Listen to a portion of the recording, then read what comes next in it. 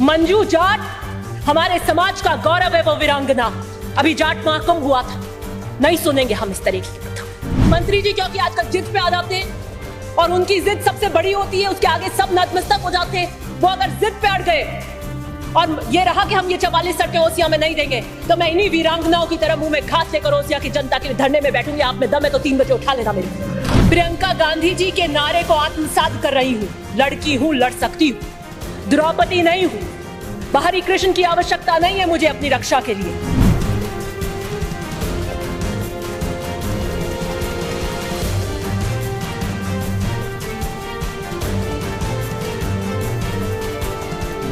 सच बात पूछिए तो उन्हें एक दिन महफिल सजाने का शौक आया। सच बात पूछिए तो उन्हें एक दिन महफिल सजाने का शौक आया। मैंने देखा कि क्या हुआ यकायक इन 2 दिनों में। वो सनम जो खुदा बन गए, उनका दीदार करना मना है। वो सनम जो खुदा बन गए, उनका दीदार करना, मंत्री जी का मेरे को दीदार ही नहीं हो रहा। उनकी महफिल में जब कोई आए, उनकी महफिल में जब कोई आए तो पहले अपनी नजरें झुका कर आए। समझ वालों समझ लेना, समझ वालों समझ लेना, समझ से काम लेना। समझ वालों समझ लेना, समझ से काम लेना। समझ में काश आ जाए, समझना समझना। समझ में काश आ जाए, समझना समझना। तो इतना ही कहना, इस्तीफा देना। मैं उस महफिल का हिस्सा नहीं थी उस दिन। मुझे मत ऐसे तंग कीजिए और हैंड ट्विस्टिंग कीजिए। मैं तो 20 में भी अपनी जगह थी, 23 में भी अपनी जगह थी, आज भी सही जगह खड़ी हूं। Somebody who is a convict begging for mercy can be the minister. फिर मैंने फिर सोचा कि चलिए पॉलिटिकल रिवेंजफुल एटीट्यूड इन्हीं 2 दिन में क्यों हुआ? इसी 2 दिन के अंदर ऐसा क्या घटनाक्रम हो गया? तो मैंने पूछा, अर्ज करी बंदे परवर से। मैंने अर्ज करी बंदे परवर से, क्यों सितम ढा रहे हो हम पर? मैंने अर्ज करी बंदे परवर से, क्यों सितम ढा रहे हो हम पर? बात सुनकर हंसकर मुस्कुराकर वो बोले, हमसे टकराना मना है। मैंने भी मुस्कुराकर कह दिया, गलत में हां से हां मिलाना मेरी विरासत नहीं है। प्रियंका गांधी जी के नारे को आत्मसात कर रही हूं। लड़की हूं, लड़ सकती हूं, द्रौपदी नहीं हूं। बाहरी कृष्ण की आवश्यकता नहीं है मुझे अपनी रक्षा के लिए। मैंने 10 साल जबर के अंधेरों में जिंदगी गुजारी है। मैंने 10 साल दोजख पे सजदे किए हैं। इस धरती पे दोजख का नाम कारागृह को कहता है। उसी कारागृह पे मैंने 10 साल सजदे किए हैं। मैंने कांटों से नहीं, फूलों से धोखे खाए हैं। मैं सहारों से धोखा खाई हूं, अब सहारों से बच के चलती हूं। मैं राजस्थान, इस मर्दों के प्रदेश में महिलाओं की और वीरांगनाओं की दबंग आवाज बनकर गूंज रही हूं। मेरा दोष क्या है? मेरा दोष क्या है? मेरा दोष क्या है? मेरी वारदात क्या है?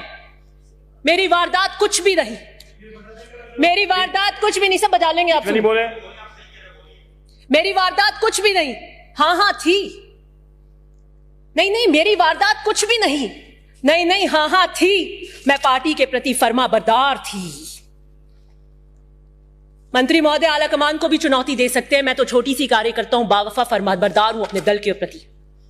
मुझे इस 2 दिन के घटनाक्रम पे अफसोस होता है और मैं कह देना चाहती हूं, क्या पता एक रवैया शायद उन्होंने सोच लिया हो कि हम तो डूबेंगे, जो डूबेंगे सनम तुमको भी साथ लेकर जाएंगे। तो मैं नहीं डूबूंगी। मैं तो पहले भी नहीं आई थी। राठौर साहब ने बिल्कुल कर दिया। मैं तो रंधावा जी को धन्यवाद देना चाहती हूं जो रिट्रैक्ट कराए के सारे इस्तीफे। नहीं तो आज मंजर कहीं कुछ और होता। मैं तो उस वक्त भी साथ में नहीं थी। गुर्जर कितनी दिल की गहराइयों से आपको चाहते हैं, यह सर्वविदित है। मीना समाज के कद्दावर नेता को आप आतंकी की समान उपाधि देते हैं। जाट समाज की बेटी मंजू को नाते के नाम से लेकर आप चरित्र हनन करते हैं। ये तीनों गुर्जर, मीना और जाट खेतिहार हैं और कांग्रेस के मूल वोट बैंक हैं। 45% से ज्यादा राजस्थान में इसका हिस्सा है। गजब की सोशल इंजीनियरिंग कर रहे हैं और 6 महीने बाद हम चुनाव में जाना चाहते हैं। यहां सितमगरी के तरीके सिखाए जाते हैं। यहां सितमगरी के तरीके सिखाए जाते हैं। निगाहें उठती नहीं, खम उठाए जाते हैं। मैं मुख्यमंत्री जी से अनुरोध करूंगी कि दिस रिवेंजफुल एटीट्यूड, क्योंकि मैंने आपके आतंकी की उस उपाधि की और नाते की उस वक्तव्य की निंदा करी, तो वहां पर जेडीसी मेरे ओसिया की 44 सड़कों को रातों रात मना कर देता है। This political revengeful attitude, let the Rajasthan see it, कि अगर मैं सही पर सही खड़ी होकर अपने दल के लिए, अपने समाज के लिए, मंजू जाट हमारे समाज का गौरव है, वो वीरांगना, अभी जाट महाकुंभ हुआ था, नहीं सुनेंगे हम इस तरीके की प्रथा। यह सुनने के लिए हम उच्च स्तर के सदन के अंदर नहीं खड़े हुए। आप हमारी पार्टी से हो सकते हैं, और यह सरकार का वक्तव्य नहीं था। सरकार का वक्तव्य इतना था कि कब कब एफआईआर हुई और कब कब हमने अरेस्ट किया। और मैं इस बात का, मुख्यमंत्री जी के इस बात का समर्थन करती हूं कि हमें परिवार के बाहर नौकरी नहीं देनी चाहिए।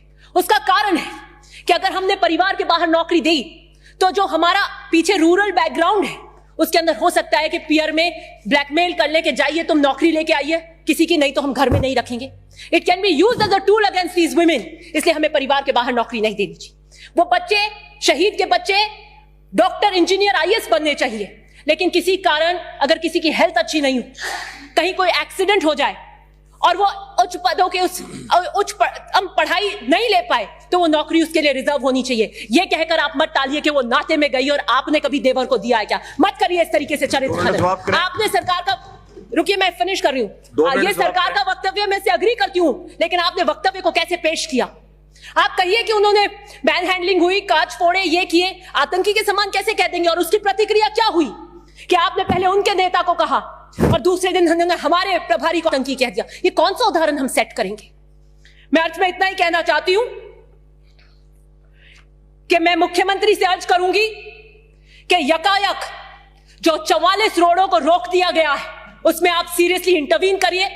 और मंत्री जी क्योंकि आजकल जिद पे आ जाते हैं और उनकी जिद सबसे बड़ी होती है, उसके आगे सब नतमस्तक हो जाते हैं। वो अगर जिद पे अड़ गए और ये रहा कि हम ये 44 सड़कें ओसिया में नहीं देंगे, तो मैं इन्हीं वीरांगनाओं की तरह मुंह में घास लेकर ओसिया की जनता के लिए धरने में बैठूंगी। आप में दम है तो 3 बजे उठा लेना मेरे खून आरजू को वो समझ रहे हैं पानी, मेरे खून आरजू को वो समझ रहे हैं पानी। मेरी रोडे रोक कर नहीं कर मेरा हाथ मरोड़ पाएंगे आप। मैं सही के लिए खड़ी हूं उन जनप्रतिनिधि से, और कभी उसमें मेरे को गुरेज नहीं हुआ है। 6 महीने की अवधि है, हम सब चुनाव में जा रहे हैं। ये जो मिनिस्ट्री है इनके पास, जिस कलम से दस्तखत करते हैं, इस पे इतना मत इतराइए, ये भी उधार की है।